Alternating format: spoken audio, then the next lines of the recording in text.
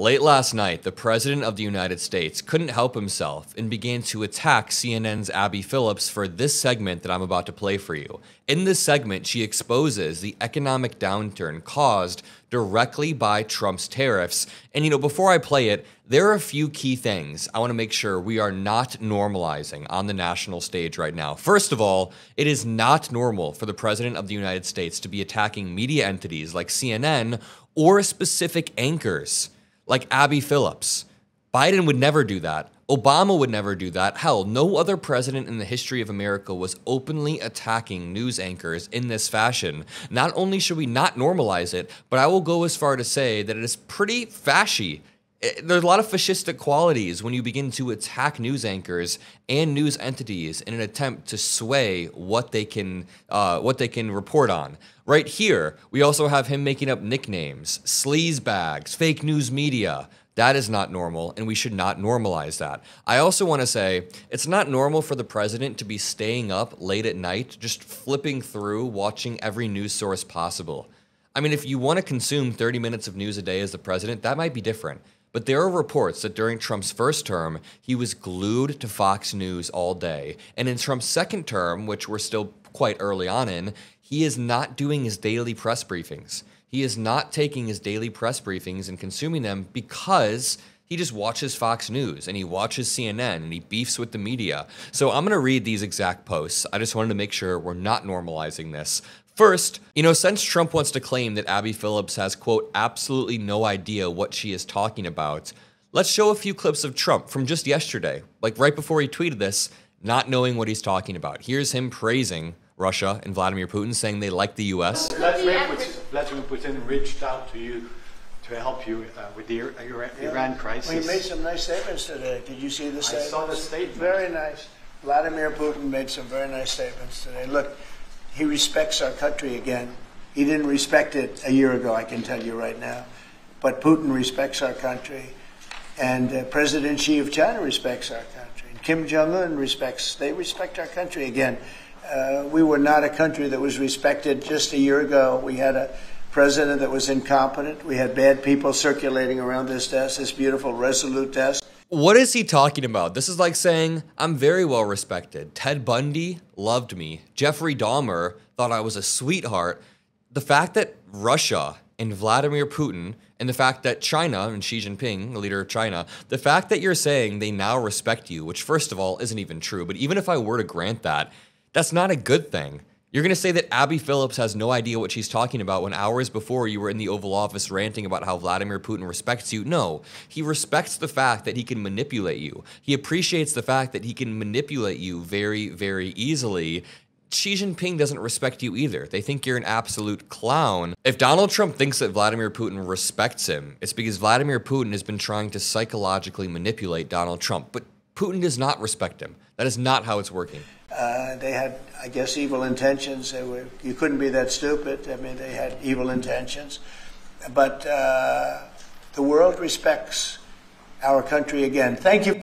Okay, if you want to look at the actual facts, the actual numbers, the world does not respect our country whatsoever. In fact, tourism across the world into the United States has dropped. Vacations that people take has dropped. When we say that immigration has dropped, people think that that's like a good thing. No, no, no, no. Immigration as a whole has completely plummeted, which hurts the economy because immigration includes people coming here with visas, people coming here to be doctors, lawyers, start businesses, add value to the economy. When you take that away and when you lower immigration as a whole, then you are hurting the system.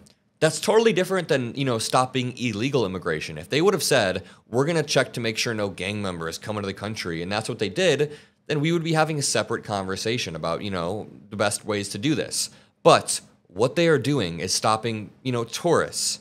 They are turning back random mothers who are just trying to visit their children. They are deporting people who work at nail salons, people who work at hot dog stands. Literally, we have videos of all of this, and that is authoritarian. Let's watch this clip of Abby Phillips. Let's see what's got Donald Trump all pissed. I'm sure it's just going to be her talking facts, speaking facts about the economy. By the way, if you made it this far in the video, make sure you subscribe below to join the Adam Mockler feed. I know a lot of you are excited about Mockler Media, the network that we're currently building. The announcement will be coming soon, this summer. We were going to do it the first month of the summer, so we're still on track to do the announcement. Subscribe below to be there for it. It's going to be great. Let's watch this clip. Scott offered one explanation for the highs in the stock market. There are other explanations. Here's one from Jason Furman, an economist. The macroeconomy is doing decently. He said, especially when it comes to tariffs, the market is now more confident that Trump will back off if necessary. He added, in April, I think the fear was that he would just plow ahead no matter what. Now there is a sense that there are realities that he won't try to blow past. Exactly. It's hard to argue, Scott, that that's not accurate when just this week, today, they're saying, oh, that 90-day deadline, we're just going to push it back out another 90 days. So the market's basically saying, oh, okay, they're just going to push it back. Well, whatever it takes to say Donald Trump is wrong, I guess that's what people will do. Well, no, even today. But genuinely, maybe you could argue that this is a negotiating tactic that is working fine. But the truth is, Trump is in fact backing down, and the markets have calmed because of that. Yeah, Trump is absolutely backing down. Sorry, that Scott Jennings statement like 10 seconds ago had me just mind fucked right there. He's like, anything to say that Donald Trump is bad or wrong, Donald Trump is wrong. When he said that he would get 90 deals in 90 days, then 180 days later, he's produced zero texts or deals. Yeah, he's wrong. In fact, he just said in a press conference yesterday when asked if the tariff deadline will be met, he said, who knows? Maybe we'll push it back. We're thinking of extending it another 90 days or so. Like, dude, we are seeing Donald Trump endlessly push back this tariff deadline, which has a few effects. Number one, it loses any leverage he thought he had. Now nobody takes him seriously. And that's what Abby Phillips is pointing out right there, that when the markets just simply are not reacting whatsoever to Trump's announcements, that means they don't believe him. They don't believe the president of the United States. But secondly, Trump isn't making any difference.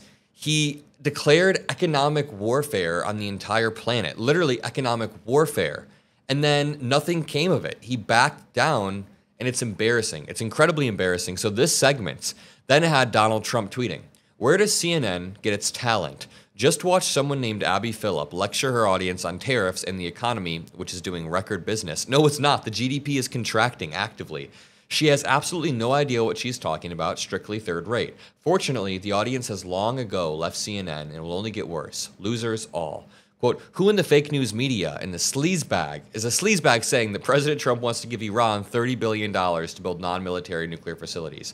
Never heard of this ridiculous idea. It's just another hoax put out by the fake news in order to demean these people are sick." Yeah, it's the fake news media that's sick, Donald Trump. It's not you, the president of the United States, who has basically all the power you could ask for right now, and you are using it to send out tweets about sleazebags and the fake news media and acting like the victim. I mean, Donald Trump's victimhood routine maybe worked a year ago when he was in court. Maybe that played well to his base. But how is he still doing the victimhood routine when he literally is the president now? I'm going to leave it at that. I love you all. I'll see you in the next video. We are rapidly growing, and let's keep it up. Subscribe below. Peace out.